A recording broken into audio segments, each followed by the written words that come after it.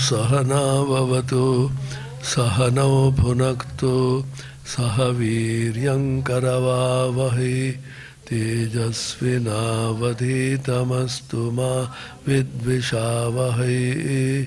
ओम शांति शांति शांति। हरि ओम तत्सत। কত মাসে হয়নি না ক্লাস না? আমরা কোথায় আছি? 1 2 13। ঠিক আছে।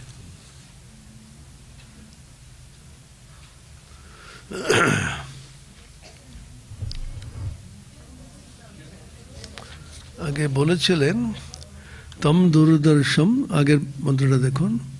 তম দুর্দর্শম গূঢ়মনুপ্রবিষ্টম গুহাহিতম গহ্বরেষ্ঠম পুরাণম অধ্যাত্ময়োগাদিগমেন দেবম মত্বা ধীরো হর্ষশোকো জহাতি। একটু বাড়াও, এই মাইকটা একটু বাড়াও, মাইকটা একটু মাইকটা বাড়াও। তম দুর্দর্শম গূঢ়ম অনুপ্রবিষ্টম। দুর্দর্শম মানে সহজে কিন্তু অনুভূত নয়, গূঢ়ম অত্যন্ত গুহ্য, হৃদয়ে গুহার মধ্যে অবস্থিত, গুহাহিতম গহ্বরেষ্ঠম পুরাণম। পুরাণম অর্থটা হলো তিনি অনেক পুরাতন অথচ নিত্য নূতন। পুরা আপি নব ইতি পুরাণ। পুরা মানে অনেক পুরাতন, নব মানে নূতন, অত্যন্ত পুরাতন হয়েও নিত্য নূতন। যেমন প্রকৃতি, রোজ এক সূর্য আমরা দেখি, রোজ এক চন্দ্র দেখি, কখনো আমাদের মনে হয় না এটা আগের বার দেখেছি। কোনোদিন মনে হয় এই চাঁদটা না অনেকবার দেখেছি। কিন্তু কোনো মানুষকে দেখে, কোনো জিনিসকে দেখে আমাদের মনে হয় ওরে বাবা, এক জিনিস বারবার দেখা যায়। সিনেমাও দেখে অনেকে, 2 বার 3 বার 4 বার দেখে। 2 বার দেখার পরে বিরক্ত লাগে, প্রত্যেক দিন একরকম, আর ভালো লাগছে না। কিন্তু প্রকৃতিকে দেখে, চাঁদকে দেখে, সূর্যকে দেখে কারো কোনোদিনই মনে হয় না এক সূর্য, এক চন্দ্র, আর নতুন কিছু চন্দ্র আসুক না। তার কারণ প্রকৃতির একটি গুণ আছে, সেটা ইংরেজিতে বলা হয় সেলফ রিনিউয়াল। রিনিউ মানে বুঝেন? নিউ মানে কি? নিউ মানে নূতন। ইংরেজি শব্দের উচ্চারণ ওটা আমেরিকানরা করে NEW আছে, আমরা কিন্তু ফেইথফুলি নিউ বলি, ওটা নিউ না, নু বলে ওরা। ইটস এক্সট্রিমলি নিউ বলতে থাকে ওরা। নিউ মানে নূতন, রিনিউ মানে একটা বই জমা দিলেন আপনি, 15 দিন মধ্যে ওটাকে ফেরত দিতে হবে। যদি না হয় কি করতে হবে? রিনিউয়াল করতে হবে। ওখানে গিয়ে বলবেন আরও 15 দিন রাখবো, নূতন করে আবার অনুমতি নিতে হবে। এটা রিনিউয়াল বলে।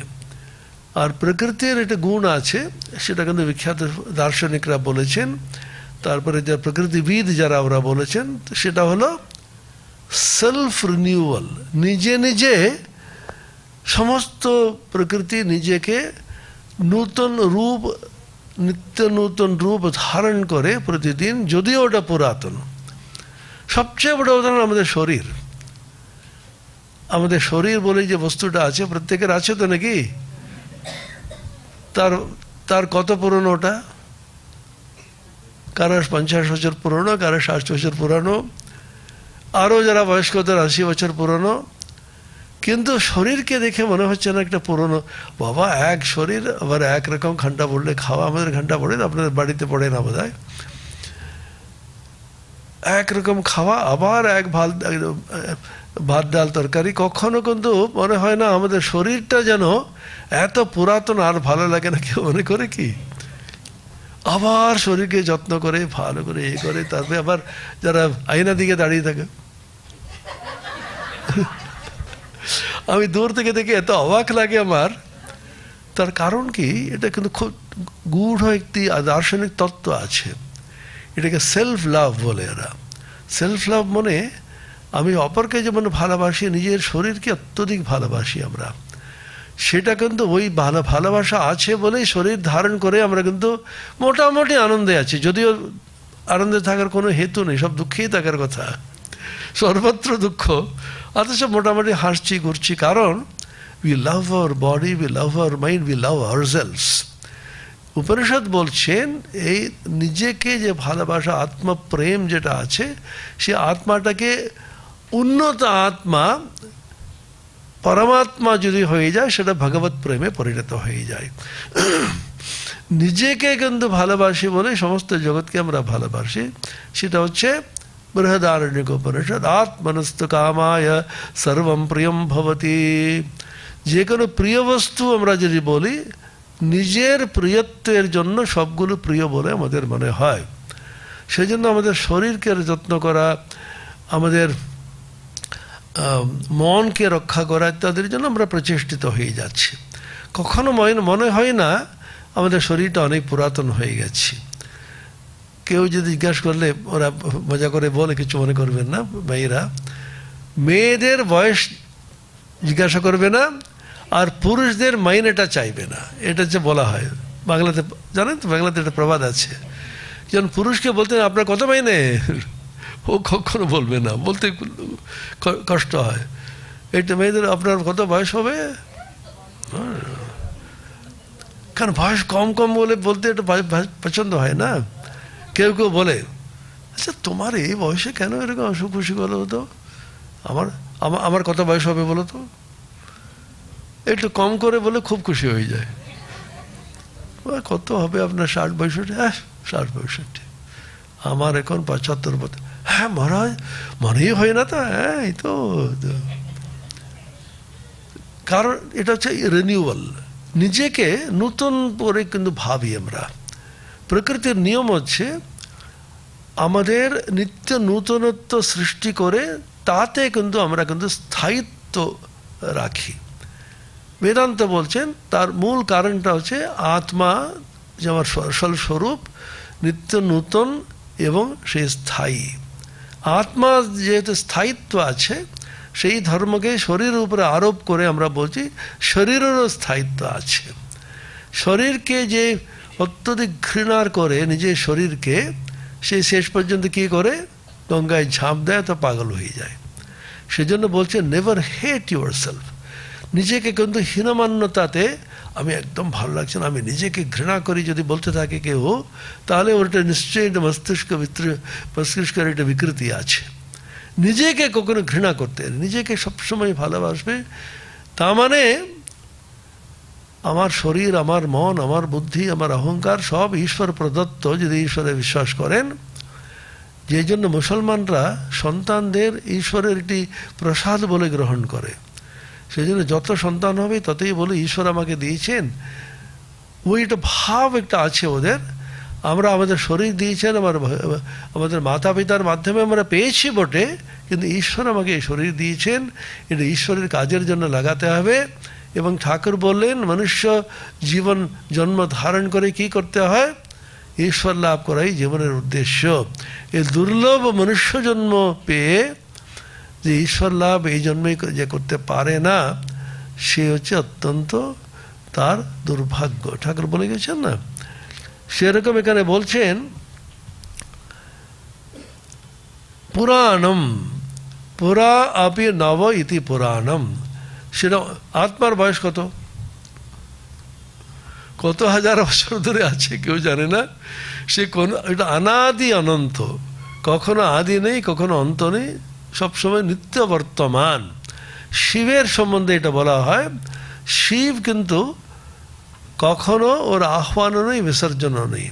যারা পুজো টুজো করেন জানেন, আমরা শান্তা বলি ইহা গচ্ছ ইহা গচ্ছ ইহাতে আহ্বান করি, আমরা আবাহন করে তারপরে হয়ে গেল বিসর্জন করি। কিন্তু একমাত্র শিবলিঙ্গের, বাণলিঙ্গ শিবলিঙ্গের কোনো আবাহনও নেই, বিসর্জনও নেই। কেন আবাহন নেই? তিনি নিত্যবর্তমান, নতুন করে কি আবাহন করবে? সেরকম আমাদের আত্মবস্তু যেটা আছে, হে আত্মা ইহা আগচ্ছা ইহা তেষ্টা বলতে গুণে, হে আত্মবস্তু তো সবসময় আছে রে বাবা। সেজন্য পুরাণম বলেছেন অধ্যাত্ম যোগাধিগমেন দেবম, অধ্যাত্ম যোগেন, বলছে অধ্যাত্ম যোগেন মানে বলছেন এখানে ওরা দূরদর্শন এটা পরমাত্মার মন সমাধান পূর্বক বলছেন এখানে, মনকে পরমাত্মার মধ্যে নিবিষ্ট করে সমাধান, সমাধান মানে সমাধি সম্যক রূপে স্থাপন করে সেই যোগের দ্বারা দেবম মানে যিনি জ্যোতির্ময়, দিব ধাতু মানে জ্যোতি, মত্বা, মত্বা ওটাকে জেনে, ধীর, ধীর মানে যার ধী সম্পন্ন, ধী মানে বিবেক, বিবেকী হর্ষ শোক জহাতি, ওর হর্ষ হয় না শোক হয় না, হর্ষ যখন হবে তার শোক হবে। তাহলে এমন একটি আনন্দ আমরা খুঁজি তার কিন্তু উল্টোপক্ষ কিছু নেই। সাধারণত শোক যেটা বলি তার সময় কিন্তু তার হর্ষ থাকবে, সুখ হলেই দুঃখ হবে, জ্ঞান হলে অজ্ঞান হবে। ঠাকুরের কথামৃতে আছে না, বশিষ্ঠ পুত্র সুখে কেঁদেছিলেন, তখন লক্ষণকে রামকে জিজ্ঞাসা করছে, বশিষ্ঠ এত বড় মুনি, উনি পুত্র এত বড় জ্ঞানী, উনি পুত্র শোকে কাঁদলেন কেন? তখন রাম বলছেন, দেখো যেখানে জ্ঞান আছে সেখানে অজ্ঞান আছে, জ্ঞান অজ্ঞানের পারে যাও, বললেন না হর্ষ শোক জহাতি। এটাকে সংস্কৃতে বলে, বেদান্তে বলে দ্বন্দ্ব, দ্বন্দ্ব পেয়ার অফ অপোজিটস।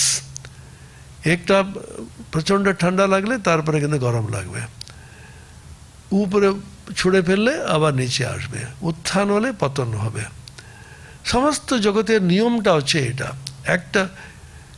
একটা মাত্র দিক থাকবে, সেরকম লাঠি নেই। একজন বললো লাঠির একদিকে মাত্র আছে, এরকম লাঠি নিয়ে আসতো, ওটা খুব সহজ তো, লাঠিটা কেটে ফেলে আরেকটা দিকে এসে গেল। You can't have a stick with only one end বলে।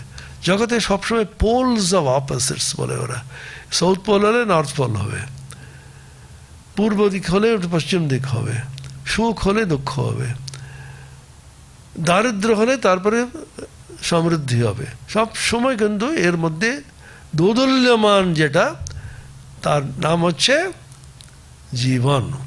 এই জীবনটা হচ্ছে হর্ষ শোকের মধ্যে দোদুল্যমান।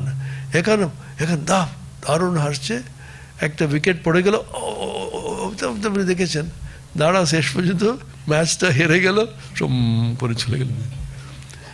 হর্ষ করবে না, শোকও করবে না, দাঁড়া অনেক দূর যেতে হবে।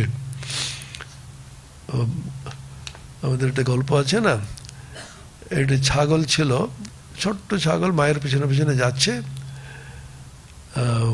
ওটাকে রাস ফুল বলে, একটা বিশেষ সময়ে ওটাকে ফুলটা ফুটে, খুব খেতে সুস্বাদু।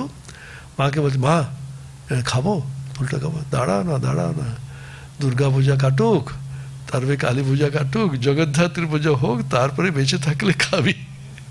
ইতিমধ্যে কখন বলি হয়ে যাবে কোনো ঠিক নেই। সেজন্য বয়স্করা বলে, দেখো বেশি লাফাবি না, দুর্গা পূজা কাটুক, কালী পুজো কাটুক, ওটা অষ্টম বষ্টম বলে ওরা। কখন কিভাবে কার বিপদ হবে, কিভাবে কাকে তুলবে কোনো ঠিক নেই। এতে এই মুহূর্তে বললো এবার, তারপরে এবার বেশি লাফাবে না, বেশি দুঃখ পাবে না, সে সমবুদ্ধির বিশিষ্যতে। এই গীতাতে বহুবার বলা আছে, উপনিষদ আছে সমত্ব বুদ্ধি।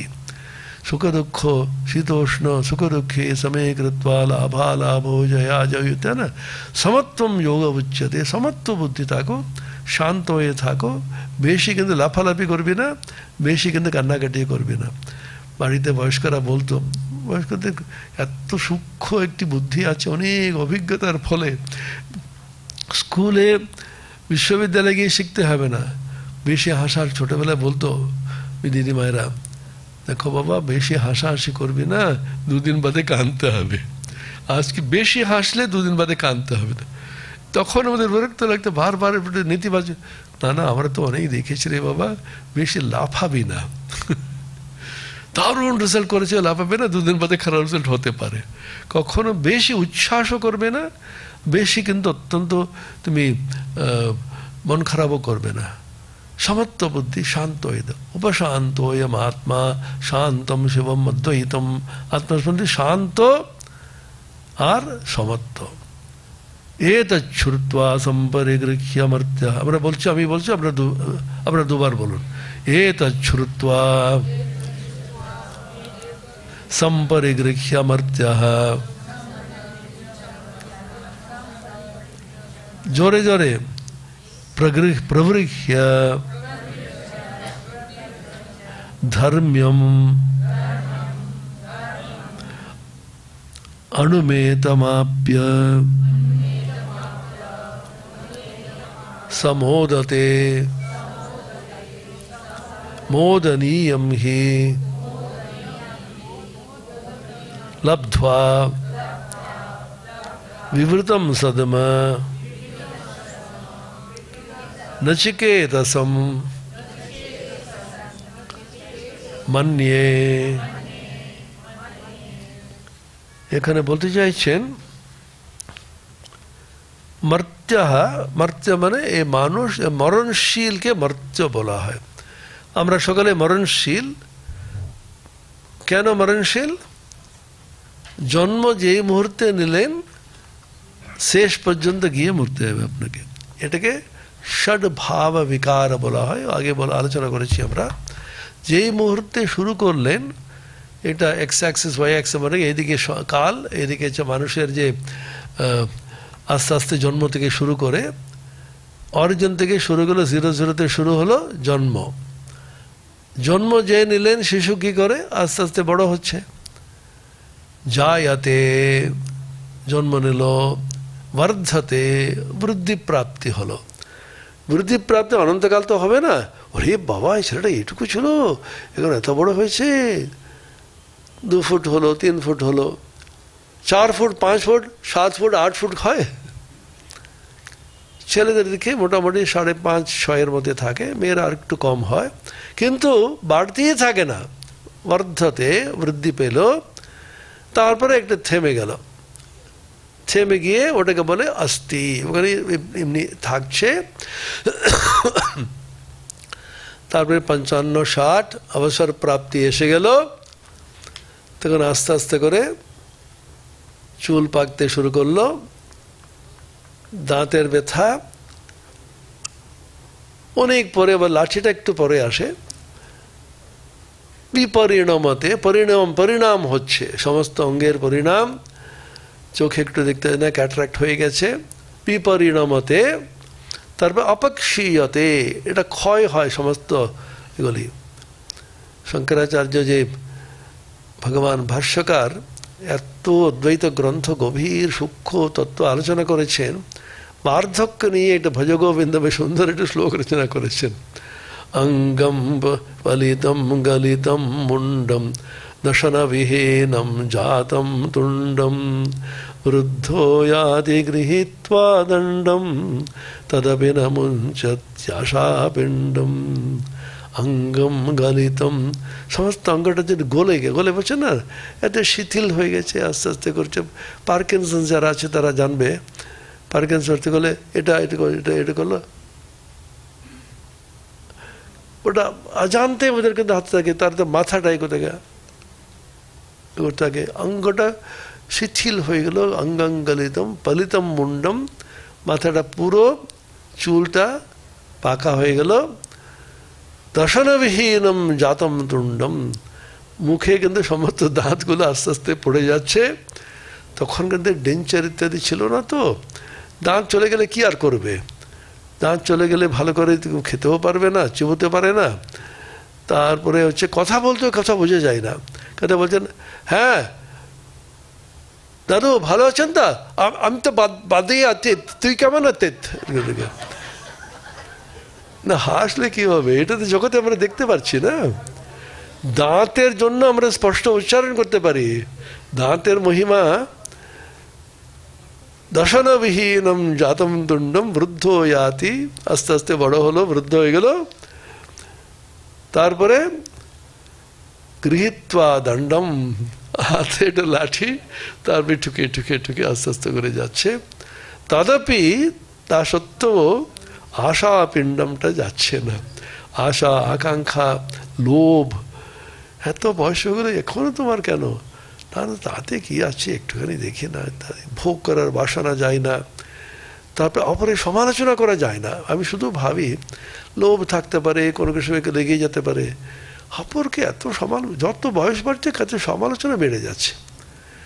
তোমার বয়স হয়ে গেছে, তোমার এত অভিজ্ঞতা আছে, তারপরে ছোটদের কেন ইদানিং কালে যা হচ্ছে না, একেবারে যাতা অবস্থা। তোমার কালে ভালো ছিল না কি? ছেলেরা বলে যে উল্টো করে, চুপ করুন তো, আপনার কালটা দেখা হয়ে গেছে আবার। সবসময় ওল্ড ইজ গোল্ড বলে না, পুরনো আমলে দারুণ ভালো ছিল।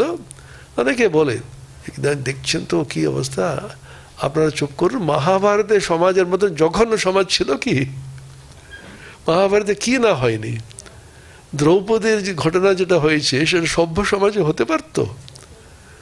সবসময় মানুষের স্বভাব একই রকম ছিল, ভালো মন্দ মিশিয়ে আসরিক শক্তি ছিল, দৈবী শক্তি ছিল, সবসময় এরকমই ছিল। আমাদের সময় ভালো ছিল, তোমাদের কিছুই হতো না, সেটা কি করে বলবেন? একবার স্বামী ভূতেশানন্দজি আমাদের পূজনীয় প্রেসিডেন্ট ছিলেন, তাকে ট্রেনিং সেন্টারে আমরা আছি, প্রশিক্ষণ কেন্দ্র এতে বেলুর মঠে। তখনকার প্রিন্সিপাল বলে, মহারাজ আপনি এসে বলে যান এই ব্রহ্মচারীগুলোকে আপনাদের সময় কীরকম জব ধ্যান ডুবে থাকতেন, কী আধ্যাত্মিক পরিবেশ ছিল, এদের একটু ভালো করে পুরনো কথাগুলো একটু বলে যান। উনি এলেন, আমাদের সময় না অশিক্ষিত সব ব্রহ্মচারীগুলো আসতো, মারামারি করতো সব সময়, শিক্ষার অভাবে সংস্কৃতির অভাবে তোমরা অনেক ভালো আছো। আমরা হাত তালে দিয়ে দারুণ। সত্যি সত্যি ইদানিং আস্তে করে যুগটা পরিবর্তন হচ্ছে, খুব ভালো যুগ আসছে ইদানিং কালে। কত ভালো ভালো ছেলেরা আসছে, কত ভালো ভালো মানুষেরা। কিছু কিছু এইদিকে বিকৃতি থাকতে পারে, কিন্তু মানুষের সভ্যতা, মানুষের কুকুরের অধিকার, একটা পশুর অধিকার নিয়ে কত মানুষ ভাবছে। আমি রিসেন্টলি অক্সফোর্ডে ঘুরে এলাম, এখানে ভেগানিজম দারুণভাবে চলছে সর্বদা। ভেজিটেরিয়ানিজমও না, ভেগান মানে ওরা বলছে কোনো মিল্ক অ্যান্ড মিল্ক প্রোডাক্টস খাবে না।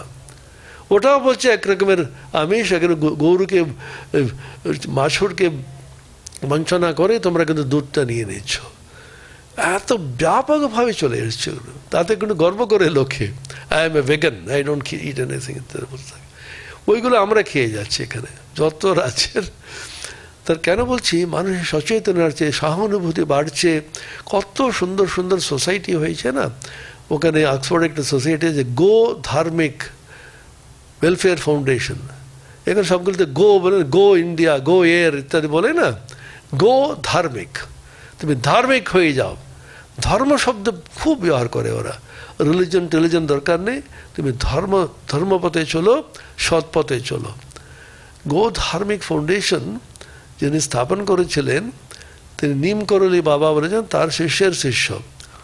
ওনার প্রধান কাজটা হচ্ছে মিলিয়নস অফ পিপল, হাজার হাজার লোকগুলোকে তুমি খাওয়াতে থাকেন উনি। ওখানে ভিখারি সংখ্যা সাংঘাতিক বাড়ছে। লন্ডনের রাস্তায় I am homeless, please help me বলে ভিক্ষা করতে করতে করতে ঘুরছে ওরা। হোমলেস মানুষ প্রচুর বেড়ে গেছে, কেউ চাই না ওখানে। তারপরে এই যে নিজের মধ্যে আছে, কোনো হোম বলে কিছু নেই। হোমলেস মানুষগুলোকে 1 মিলিয়ন পিপল ক্রমশ কিন্তু সপ্তাহে সপ্তাহে খাইয়ে যাচ্ছেন উনি। ঋষি সুনক থেকে শুরু করে যত সেলিব্রিটি সেগুলো ওকে যোগ দিচ্ছে, ওকে অর্থদান করছে। ও আমাদের সঙ্গে খুব কাজ করতে ইচ্ছুক, রামকৃষ্ণ মিশনের সঙ্গে। আমি কেন বলছি, সমাজের অনেক, কারণ শিক্ষার উন্নতির সঙ্গে সঙ্গে তার কুফল যেমন আছে, বিশাল সুফল আছে। কোনো সময়ে কিন্তু একমাত্র মন্দ ছিল না, কোনো মাত্র ভালো ছিল না, ভালো মন্দ মিশিয়ে জগৎটা চলছে। তখন বলছেন এখানে,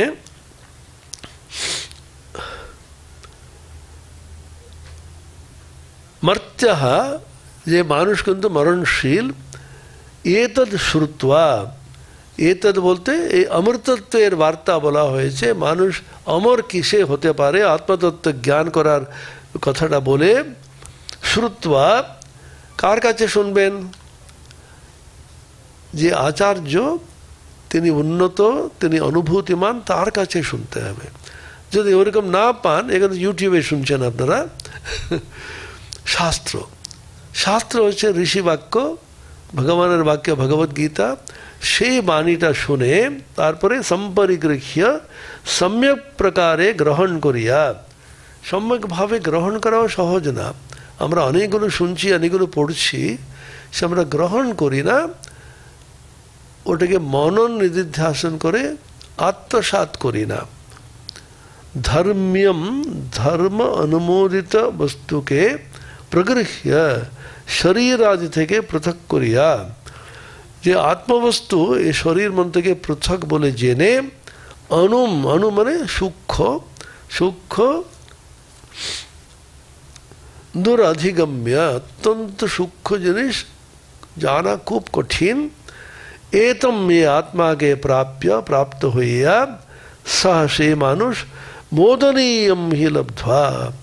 মোদনীয়, মোদ মানে বুঝেন তো, মোদ মানে আনন্দ, মুদ ধাতু, আনন্দ করিবার বিষয় একমাত্র আত্মবস্তু।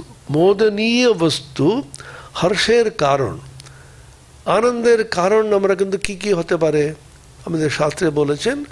একটা আনন্দ হতে পারে বিষয় আনন্দ, বিষয় থেকে কিন্তু আনন্দ হচ্ছে বলে আমরা মনে করি।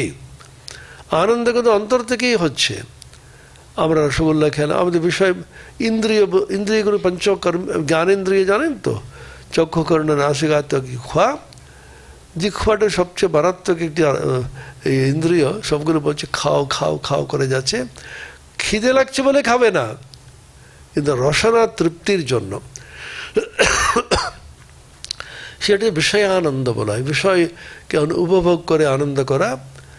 তার আর একটা উন্নতি ভজন আনন্দ, ঈশ্বরের নাম করা, গুণকীর্তন করা, ঈশ্বরীয় আনন্দে। সেটাও কিন্তু উন্নত হলেও কিন্তু ততটা উন্নত নয়, কিন্তু ঈশ্বরের চিন্তাতে ধ্যানে এটা মগ্ন হয়ে থাকা। আর সবচেয়ে শ্রেষ্ঠতম আনন্দ সেটা ব্রহ্মানন্দ।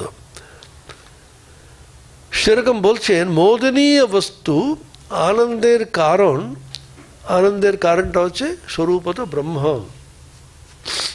মোদনীয় বস্তুকে লব্ধ্বা প্রাপ্ত করিয়া, লাভ করিয়া, মোদতে আনন্দ উপভোগ করে। মোদনীয় বস্তু বলে যেটা আমরা মনে করি, সেটা পেলেই আমাদের আনন্দ হয়। এটা কিন্তু সূক্ষ্মভাবে বুঝতে হবে। আমরা জীবনে আমার নিরানন্দে আছি, দুঃখে আছি, সকলে বলতে থাকি তো আমরা, তার কারণ মোদনীয় বলে মনে করি সেই বস্তুটা আমরা পাইনি বলে। কোনটা মোদনীয়? একজন অত্যন্ত চিন্তাশীল ব্যক্তির পক্ষে খাওয়া দাওয়া এগুলো খুব মোদনীয় মনে হয় না। ওটা ভালো ভালো বই দিলে খুব খুশি হয়ে যাবে ও। কেউ গান শুনতে ভালো পছন্দ করে, না খেয়ে না ঘুমিয়ে গানই শুনতে থাকবে। কেউ কিন্তু পাগলের মতন ফুটবল ক্রিকেট দেখতে থাকবে, শুনতে থাকবে কমেন্টারি। খাওয়া দাওয়া দরকার নেই, প্রত্যেকটি বল কিন্তু দেখতে থাকবে, তাতে ওর আনন্দ। বিভিন্ন মানুষের বিভিন্ন রকম আনন্দ হয়, সেটাকে ও মনে করে মোদনীয়। মোদনীয় মানে বুঝতে পারেন তো, যেটা মোদের কারণ, হর্ষের কারণ বলে যেটা আমরা মনে করি। খুব ভালো ছাত্র কেউ আছে, অঙ্ক করতে পছন্দ করে। ওরা কঠিন কঠিন অঙ্ক করে, একদম বলছে কীভাবে করবো ইত্যাদি। যেমন অল্প বয়সে যারা উঠছি চেসের মধ্যে, প্রজ্ঞা ইত্যাদি আর আছে না, ও কিন্তু একটা খাওয়া দাওয়া ওর কথা আনন্দ নেই, ওই চেস ওর মধ্যে আনন্দ। বিভিন্ন লোক বিভিন্ন রকম আনন্দ করে, পাগল হয়ে যায়। কিন্তু ঈশ্বরের আনন্দে যে মেতে থাকতে চায়, সে হচ্ছে সবচেয়ে শ্রেষ্ঠ। ঠাকুরকে পাগল বলেছিল না, তখন ঠাকুর বলেননি আমি পাগল নই। হ্যাঁ হ্যাঁ, সকলেই তো পাগল। কেউ পদের জন্য পাগল, কেউ বর্তমানে আমাদের শেষ হলো আমাদের নির্বাচন ইত্যাদি, একটা ছোট্ট একটু কোথায় গিয়ে বসবে, আর ওখানে কোনো এখন তো গাড়িতে ওই নীল লাল বাতিও তুলে নিয়েছে, দুটি পুলিশ এসে সলিড মারবে, এটাই তোমার আনন্দ। দুদিন বাদে কি আসবে কোনো ঠিক নেই, তাতেই কিন্তু মানুষ আনন্দ। আর এই তো ছবি টবি বেরোচ্ছে না, সকালে সংসদ, সব সংসদের সামনে দাঁড়িয়ে। আমি যখন কাগজগুলো দেখি, ওইগুলো দেখে এটাই মোদনীয় বলে ওরা মনে করে। 5 বছর থাকবে, তাদের মধ্যে কি করা যাবে এটা ভাবছে। ভাবা আছে সব। মোদনীয়ম হি লব্ধ্বা, আমরা জীবনে মোদনীয় বস্তু যখন পাবো তখনই কিন্তু আনন্দ করি। কার কোনটা মোদনীয় সেটা কিন্তু ঠিক করতে হবে। বিষয় মধু তুচ্ছ হলো কামাদি কুসুম সকলে, মজলো আমার মনোভ্রমরা। জানেন তো গানটা কমলাকান্তের? ও বিষয় মধুতে কেউ মোদনীয় বলে মনে করে, কিন্তু হে বলছে হে মন, ওটা তুমি বেশি মধুরী মনে করো। শ্যামাপদ নীলকমলে, কালীপদ নীলকমলে যে মধুটা আছে সেই মধুটা পান করো তুমি। এটাকে মদনীয় বস্তু বলে মনে করে মূর্খের মতন এখানে ফেসে গেছে কেন? মনকে বুঝাচ্ছে কবিরা, সাধকরা সব মনকে বুঝাবে। মনকে কিন্তু কখনো বিগড়াতে নেই। মন কিন্তু বিগড়ে গেলে তোমাকে ডুবিয়ে দেবে। এই কেন এরকম করছে রে? মনোরে কৃষি কাজ জানো না, রামপ্রসাদ। মনকে বলছে হে মন, এত সুন্দর জমি পেয়েছো। জমি মানে কোনটা বুঝতে পারছেন? এই শরীর। এত সুন্দর একটা শরীর পেয়েছো, সুন্দর ইন্দ্রিয় পেয়েছো। আমাদের ভাগ্য কম দেখুন, আমরা বিকলাঙ্গ না হয়ে মোটামুটি সুস্থ শরীর পেয়েছি। মনটাও খুব খারাপ না, শিক্ষিত হয়েছি, পড়েছি, এটা বই পড়ে আনন্দ করতে পারছি। এই উপনিষদ পাঠ করে গ্রহণ করে তাতে এটা সুখ, এটা আনন্দ পাওয়ার মতন উপযুক্ত হয়েছি। এত সুযোগ ভগবান দিয়েছেন। তুমি কৃষিকাজটা করলে না, একটু সামান্য কৃষিকাজ করলে কত সুন্দর সোনা ফলে যেত। মনকে বোঝাচ্ছেন সাধন করনা চাইয়ে মনওয়া, ভজন করনা চাই। মীরাবাই, হে মন সাধন করো, ভজন করো। মনকে বোঝাচ্ছে, কারণ মন যেমনটি বুঝাবে তেমনটি বুঝে নেয়, বাচ্চা ছেলের মতো। মনকে কিন্তু জোর করে ইয়ে করো, আবার বাচ্চারা যত জোর করবে ততই উল্টো করবে। একটু বয়স গেলে বুঝিয়ে, আরে তো সময় নষ্ট হচ্ছে, দেখতে পাচ্ছিস না, তুই তো কিন্তু চলে এসেছি, দুদিন বাদে তো আবার ফাইনাল পরীক্ষা দিতে হবে, একটু পড় না বসে। আমরাও এরকম নষ্ট করেছি জানিস তো, এখন কোনো কষ্ট হয়, এখানে কি করব বলছো? আচ্ছা ঠিক আছে। তুমি জোর করে যতই করবে উল্টো করবে। সেদিন মনকে আস্তে আস্তে শাসন করা, বুঝিয়ে বুঝিয়ে বুঝিয়ে করতে জন্য বলছেন মোদনীয়ম। মোদনীয়ম বস্তুটা খুব সুন্দর শব্দ। কোনটা কার পক্ষে মোদনীয় ঠিক করে দিতে হবে। লব্ধ্বা, তারপরে কি হলো? বিবৃতম সদ্মনচিকেত সম্বন্ধে মোদনীয়ম হে লব্ধ্বা মোদতে। মোদনীয় বস্তু পেয়ে গেলে খুব আনন্দে থাকে। ছোটবেলায় পুতুল নিয়ে খেলতাম, এটা বেলুনকে বড় করতে গেলে করে করে করে তাতে বিশাল কে কত এ করতে পারে। আমরা তো এগুলোতে করে করতে বেরিয়ে এসছি। এখানে আমাদের ছেলে মেয়েদের দেখি, নাতি নাতনিদের দেখি, একরকম করে যাচ্ছে ওরা। আমরাও করে এসছি। কীরকম সময় নষ্ট, কত সময় নষ্ট করেছি বলুন তো? শুধু জাস্ট জীবনে তাকিয়ে দেখুন। খাওয়া দাওয়া করতে করতে কত সময় চলে গেল, আবার সাজগোজ করতে করতে প্রচুর সময় চলে গেল, লেখাপড়া করতে সমস্ত সময় গেল। আমি শুধু ভাবি +2 বলে একটু বস্তু আছে জানেন তো, 12 বছর পড়তে হবে তোমাকে, 1 থেকে 12। তার আগে আছে, তার আগে নার্সারি, প্রি নার্সারি, তবে জন্ম থেকেই এখন আছে। এখন বলছে বিএ কার্ড যখন ছাপানো হয় তার সঙ্গে সঙ্গে স্কুলে বুকিং করে রাখে ওরা, সিট পাওয়া যাচ্ছে না। 12 বছর পড়া গেল, তাহলে কিছুই হলো না। এরপরে শুরু হলো কোন দিকে যাবে, জয়েন্ট এন্ট্রান্স দিয়ে যাবে না, মেডিকেলে যাবে না, এতে যাবে না, বিএসসি পড়বে না, বিএ পড়বে না, বিকম পড়বে না, ল পড়বে, অজস্র জল্পনা কল্পনা, যা হোক করে চলো। তারপরে কি এখানে 3 বছর ছিল, 4 বছর করে দিল ওটা।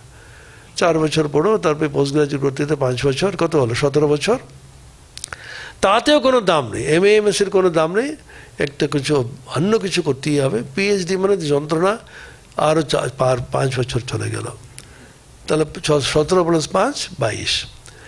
22 বছর যখন হয়ে গেল, পোস্ট ডক্টরাল বলে একটু বস্তু আছে, বিদেশে অ্যাপ্লাই করো, ওখানে 2 বছর 3 বছর 4 বছর পোস্ট ডক্টরাল, ইতিমধ্যে ছিল 21 বছর। বয়স বেড়েই যাচ্ছে বেড়েই যাচ্ছে, তখন কখন করবো ওইগুলি?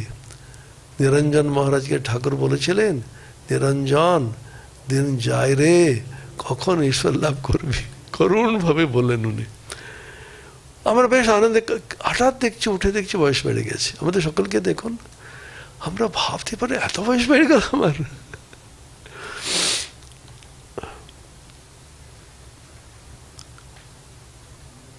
নচিকেতাকে বলছেন, হে নচিকেতা, তুমি এই বয়সেই তুমি বৈরাগ্য অবলম্বন করে আসল বস্তু কি বুঝে নিয়ে তুমি ব্রহ্মবস্তুর জিজ্ঞাসা আমার কাছে করে যাচ্ছ। বিবৃতম সদ্মা নচিকেত সম্মন্যে। সদ্মা ব্রহ্ম ভবন, ব্রহ্ম বলে যে মহল যেটা আছে, নচিকেতা তোমার প্রতি ব্রহ্ম ভবন উন্মুক্ত দ্বার বলিয়া আমি মনে করি। তোমার ব্রহ্ম ভবনের দ্বার খুলে গেছে। তারপরে একটি অত্যন্ত গুরুত্বপূর্ণ একটা প্রসঙ্গে আসছেন 14 নম্বর, অন্যত্র ধর্মাৎ অন্যত্রাধর্মাৎ অন্যত্রাস্মাৎ কৃতাকৃতাৎ अन्यत्र भूताच्च भव्यच्च भव्याच्च यत् तत् पश्यसि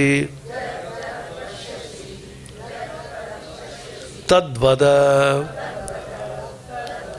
শিষ্য গুরুর কাছে প্রার্থনা করছেন, নচিকেতা যমের কাছে বলছেন, ব্রহ্মবিদ্যা আচার্য, यत् तत् पश्यसि तद्वद। তুমি যেটা দেখছো, মানে যে ব্রহ্মবস্তু যে উপলব্ধি করে বসে আছো, তুমি যে উপলব্ধি করেছো সে আমাকে দেখাও। তদ্বদ, তুমি আমাকে বলো। নচিকেতা বলিলেন, আপনি আমার যখন উন্মুক্ত মনে করেন, উপযুক্ত মনে করেন, এবং আপনি যখন তুষ্ট হইয়া আছেন, সুতরাং যম বলছে তুমি উপযুক্ত আধার, তোমার বিবেক বৈরাগ্য হয়েছে, ব্রহ্ম ভবন তোমার পক্ষে উন্মুক্ত হয়েছে। যখন আপনি মনে করেন আমাকে, তাহলে সে ব্রহ্মবস্তুর উপদেশ আপনার কাছে আমি চাইব। কি ওটা? ধর্মাদন্যত্র অধর্মাদন্যত্র। ধর্ম থেকে ভিন্ন এবং অধর্ম থেকে ভিন্ন। ধর্ম থেকে ভিন্ন মানে সাধারণত ধর্ম যেটা বলি, ধর্ম অনুষ্ঠান, শাস্ত্রীয় অনুষ্ঠান আদি। অন্যত্র অধর্মাৎ, অধর্ম থেকে অন্যত্র। এটা এই বস্তু, ব্রহ্মবস্তু, আত্মবস্তু, ঈশ্বরীয় তত্ত্ব, সেটা ধর্মার ধর্মের ঊর্ধ্বে। সেজন্য রামপ্রসাদ আছে না, কি গান? কালী ব্রহ্ম জেনে মর্ম, ধর্মাধর্ম সব ছেড়েছি। যেখানে ধর্ম আছে সেখানে অধর্ম থাকবে, যেখানে জ্ঞান আছে সেখানে অজ্ঞান থাকবে। সেজন্য ঠাকুর কি প্রার্থনা করলেন? মা, এলো তোমার ধর্ম, এলো তোমার অধর্ম, আমার শুদ্ধা ভক্তি দাও। এলো তোমার জ্ঞান, এলো তোমার জ্ঞান, আমার শুদ্ধা ভক্তি দাও। এটাকে ডুয়ালিটি বলে, দ্বন্দ্ব বলে। আমি কোনোটাই এটা চাই না, আমাকে শুদ্ধা ভক্তি দাও ইত্যাদি আছে না। সেজন্য বলছেন ধর্ম থেকে পৃথক, অধর্ম থেকেও পৃথক। অন্যত্র ধর্মাৎ অন্যত্র অধর্মাৎ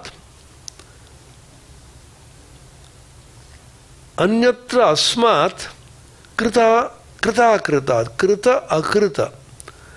কৃত মানে যেটা কার্য, অকৃত মানে যেটা কারণ। কারণ থেকে তো কার্য হয়, কার্য কারণ অতীত। এই জগৎটা হচ্ছে এটা কার্য, ব্রহ্ম কারণ থেকে এসেছে। যে কোনো জিনিসের জন্য একটা কার্য আছে, সে কারণ থেকে উৎপন্ন। এবং এইটা তুমি আছে যেটা কৃত অকৃত কার্য কারণের থেকে পৃথক। ভূতাচ্চ ভব্যাচ্চ পৃথক।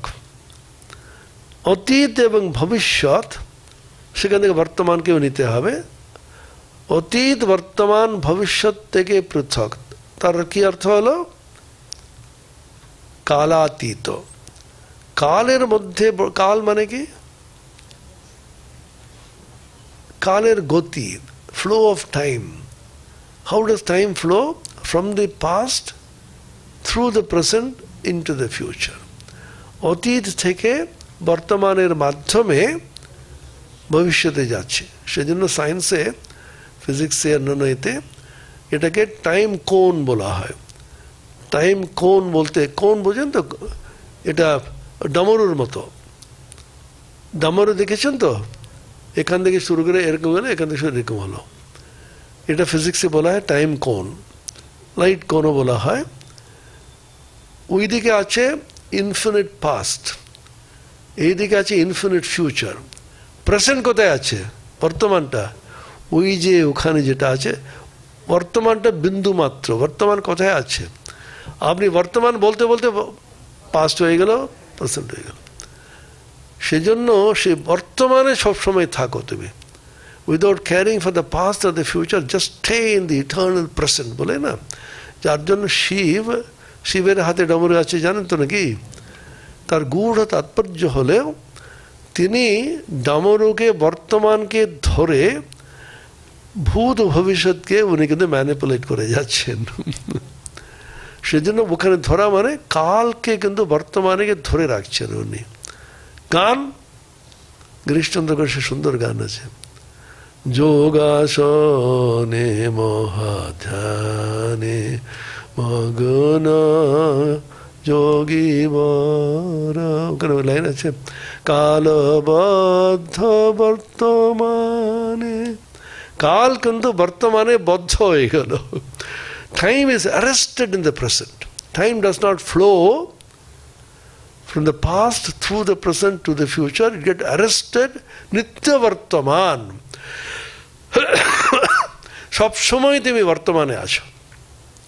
সব সময় বর্তমান মানে ইটার্নাল প্রেজেন্ট, তা মানে কালাতীত। আমরা কিন্তু আমার দুঃখের মূল কারণ কালের স্রোতে ফেসে গেলাম আমরা। গতকাল, আজ এবং আগামীকাল, তার মধ্যে তার স্রোতে কিন্তু ভেসে ভেসে চলে যাচ্ছি আমরা। কাল যখন থেমে যায় তখন ইটার্নাল প্রেজেন্ট। কাল কিন্তু থামে। আলডাস হাক্সলির একটা বই আছে, time must have a stop. সুন্দর বই ওটা। আলডাস হাক্সলি খুব উন্নত একটা দার্শনিক চিন্তা করতেন, আর ভারতীয় দর্শন, বেদান্ত দর্শনটিকে খুবই ওনার আগ্রহ ছিল। উনি পেরেনিয়াল ফিলসফি বলে একটা অনেকগুলো ফিলসফি নিয়ে বই কম্পাইল করেছেন তিনি। কাল কিন্তু একসময় থামতে হবে। কাল কিন্তু থামে না, কাল স্রোত চলেই যাচ্ছে। সেজন্য বলছেন, ভূতাচ্চ ভব্যাচ্চ অন্যত্র ধর্মা অধর্মাৎ অন্যত্র, অন্যত্রাস্মাৎ কৃত কৃতাৎ, কৃত কৃত থেকে অন্যত্র, অন্যত্র ভূজাচ্চ ভব্যাচ্চ ভূত ভবিষ্যৎ বর্তমান থেকে অন্য, যৎ তৎ পশ্যসি, যদ তৎ, সেই যে বস্তু প্রত্যক্ষ তুমি করিতেছ, তাহা বাদা আমায় বলুন। তখন এটাকে এক বাক্যে শুধু না, একটি শব্দেও শুধু না, একটা অক্ষরে বলতে হবে। সেই অক্ষরটা কি বলছেন এখানে? সর্বে বেদা যৎ পদমামনন্তি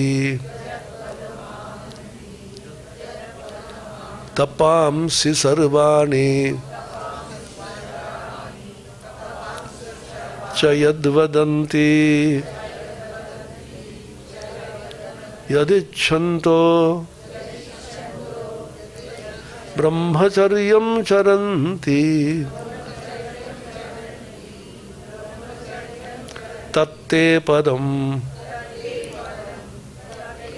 संग्रहेण ব্রবীমি ওমিত্যেতৎ।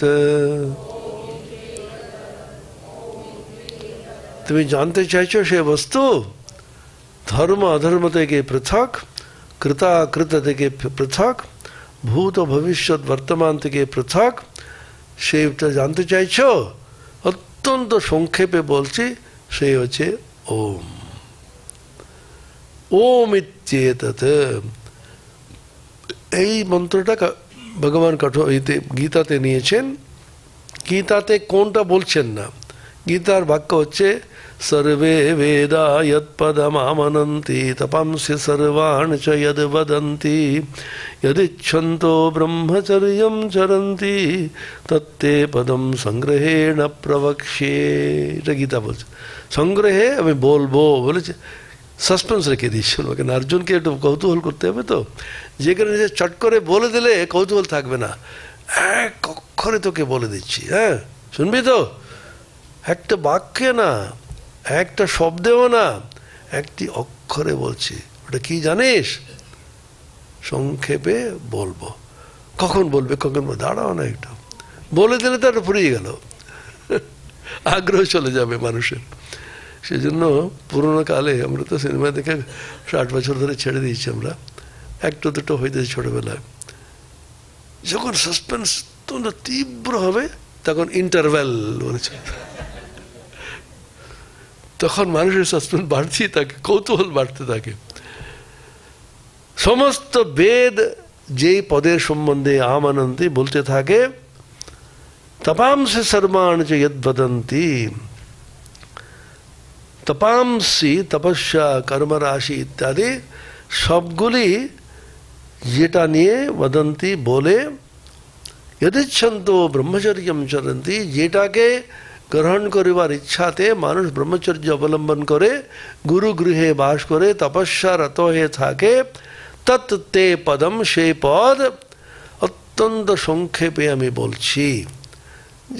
যেমন বলেই দিয়েছেন, এটা হচ্ছে ওম ইত্যেতৎ। ওঙ্কারের সম্বন্ধে বর্ণনা চলছে, ওঙ্কার সম্বন্ধে সমস্ত উপনিষদে কিভাবে বলা আছে, মান্ডুক্য উপনিষদ বলে একটা আছে, মান্ডুক্য উপনিষদে ওম নিয়ে বিস্তৃত বর্ণনা আছে, দেখি এটা শেষ হয়ে গেলে আমরা করতে পারি কিনা। এটাকে ওঙ্কারকে ভেঙেছে অ উ ম, অ উ করলে ও হয়, জানেন তো, এটা সন্ধিতে গঙ্গা উদকম, গঙ্গোদকম, অ উ ও, তারপরে ম ওম, তিনটি মাত্রা বল, অ উ ম। তার সঙ্গে ম্যাপিং, ম্যাপিং মানে বুঝেন তো, ওরা ফিজিক্সে ম্যাথমেটিক্সে বলি, you map one to on the other, one to one mapping. অ হচ্ছে জাগ্রত অবস্থা, উ হচ্ছে স্বপ্ন অবস্থা, ম হচ্ছে সুষুপ্তি অবস্থা। জাগ্রত স্বপ্ন সুষুপ্তির ঊর্ধ্বে যে তুরীয় অবস্থা, সেটা আমাত্র চতুর্থা বলে। ওম,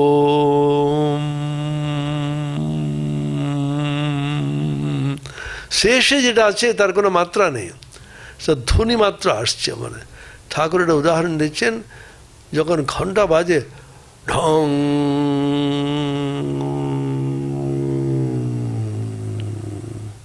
সাইরন যখন বাজে, যারা শুনেছেন সূক্ষ্মভাবে, ও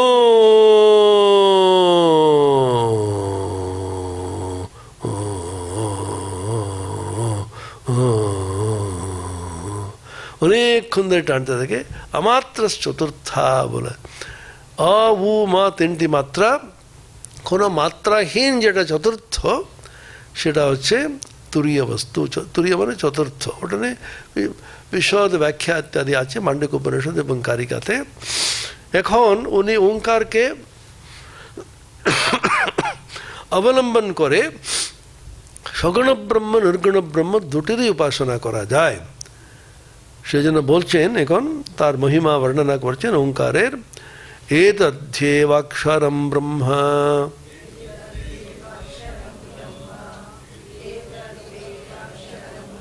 এতদ্ধ্যেবাক্ষরম পরম,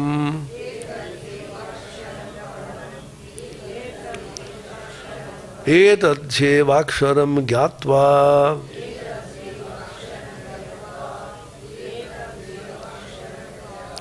यो यदिच्छसि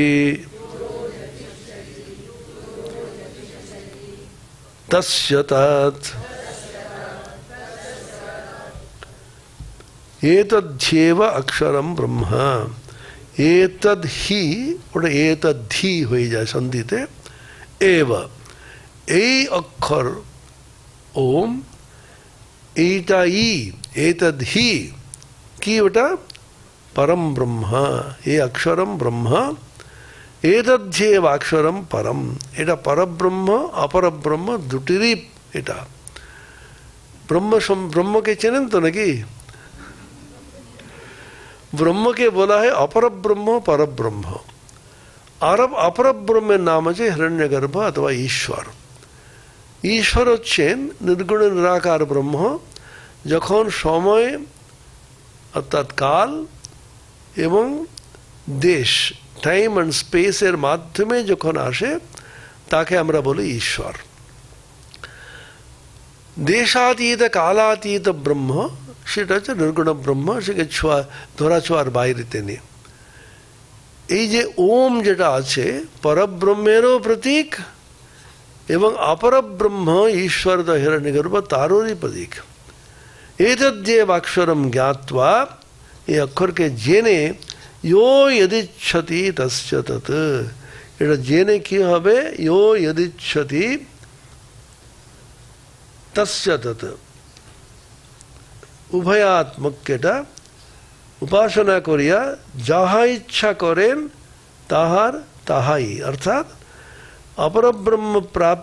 অপরব্রহ্ম প্রাপ্তি চাইলে তাই হবে পরব্রহ্ম জ্ঞান হলে তাই হবে অর্থাৎ পুজো করতে বসছেন পুজো কার করছেন আপনি ঈশ্বরের উপাসনা করে যাচ্ছেন তার একটা মূর্তি কল্পনা করতে পারেন নাও করতে পারেন ঈশ্বরের উপাসনা যে ধর্মাবলম্বী যারা আছে মুসলমানরা যেমন ওরা ঈশ্বরের আল্লাহের উপাসনা করে কিন্তু ওকে অরূপ বলে ভাবে তার কোনো রূপ নেই তার রূপ কল্পনা করতে পারে না তার কোনো রূপ নেই অথচ তার কোনো গুণ আছে সগুণ এবং নিরাকার ঈশ্বর তার গুণ আছে অর্জুনা আল্লাহ বলছে তিনি করুণাময়ী দয়াময়ী ইত্যাদি ভাবে ওরা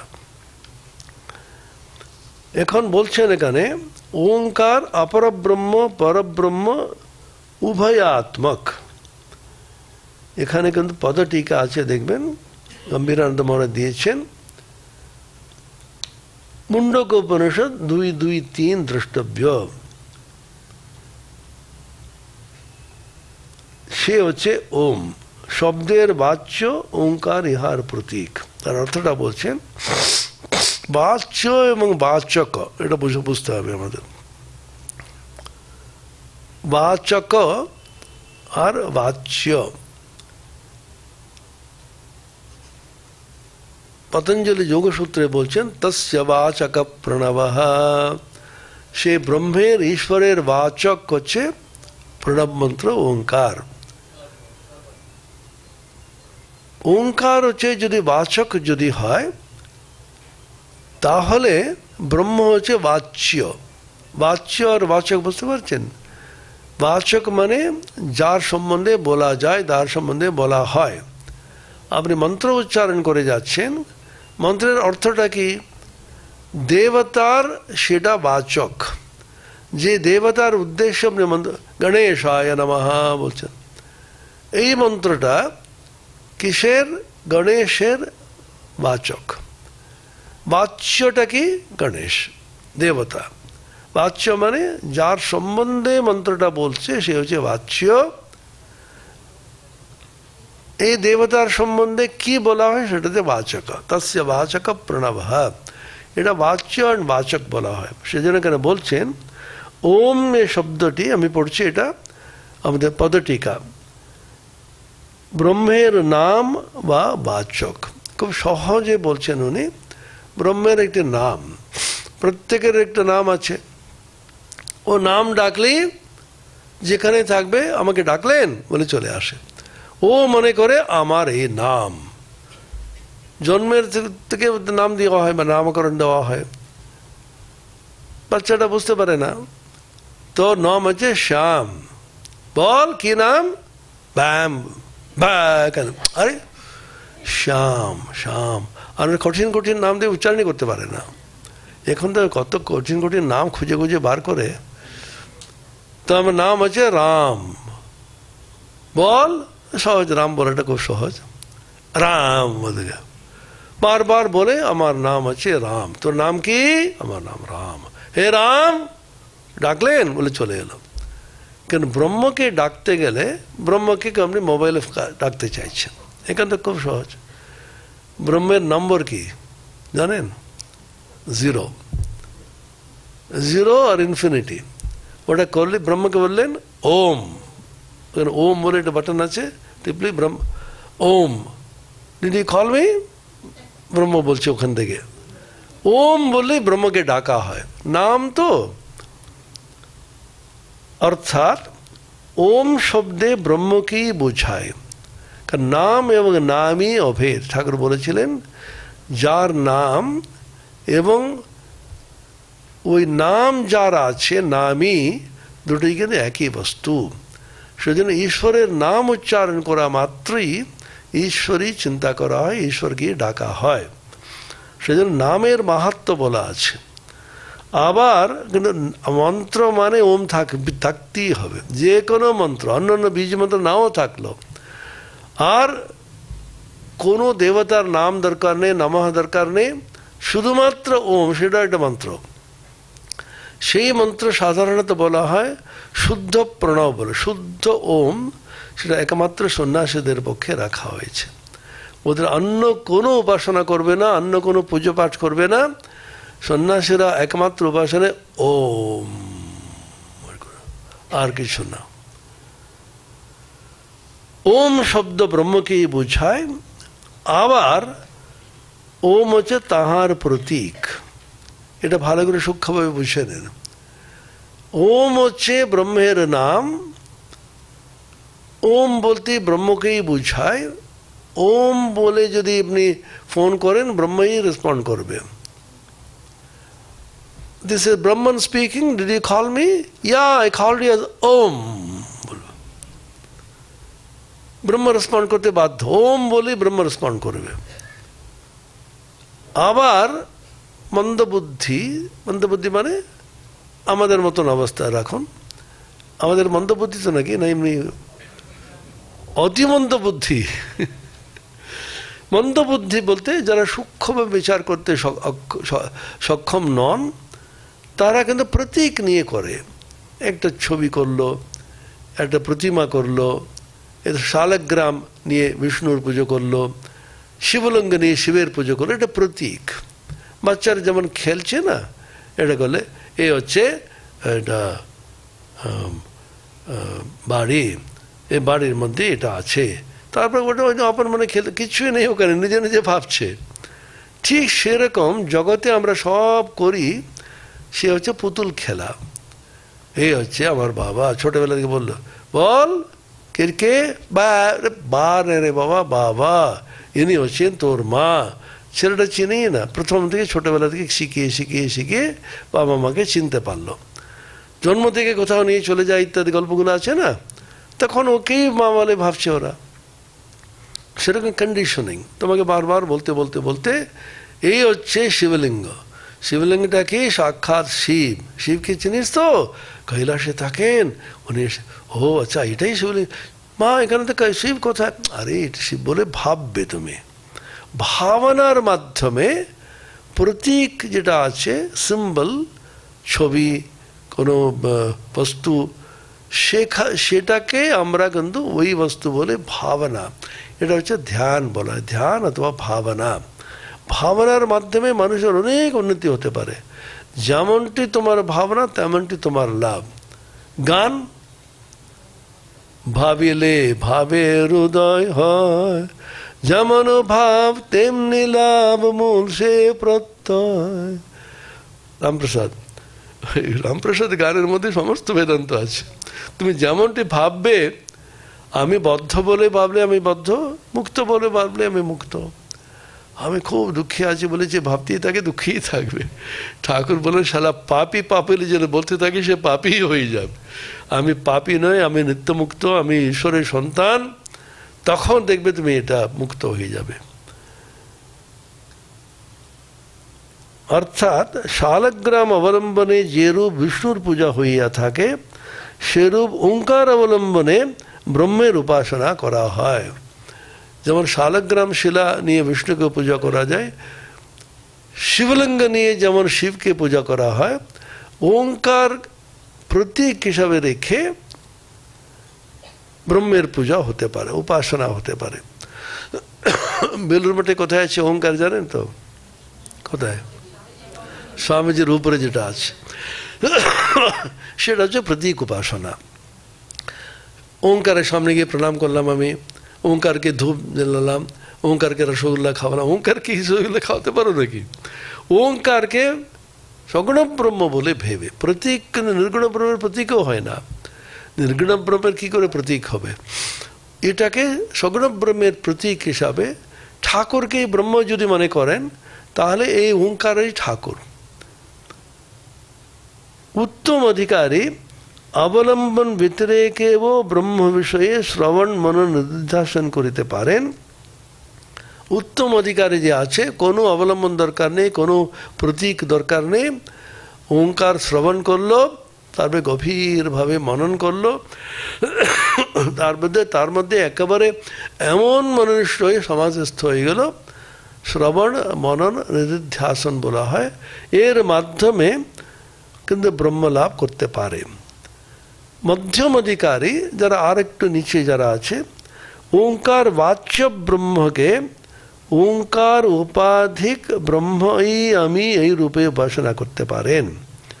মধ্যম অধিকারী কি করে? ব্রহ্ম যেটা আছে, ব্রহ্মের একটা উপাধি আছে।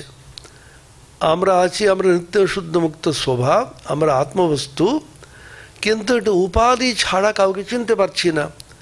একটা মানুষ এসেছিল, তার নাম ছাড়া জানবে কি? আমরা নাম কি? আনে কোনো নাম নেই। fill up this form, your name, I have no name.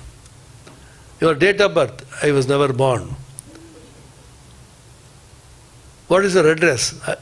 Everywhere. এরকম যদি বলতে থাকো তুমি ব্যবহার হবে না। সেরকম ওঙ্কারকে একটা উপাধিক, ওঙ্কার রূপ উপাধি দিয়ে ব্রহ্মকে আমরা ভাবি। ব্রহ্ম হচ্ছে, রোম হচ্ছে ওঙ্কারের উপাধি।